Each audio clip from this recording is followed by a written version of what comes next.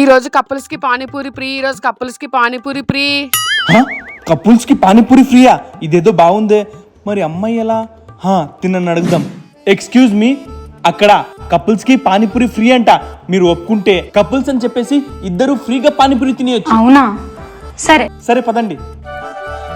Excuse me, 2 plate panipuri ఇస్తారా? ఇస్తానండి, తీసుకోండి.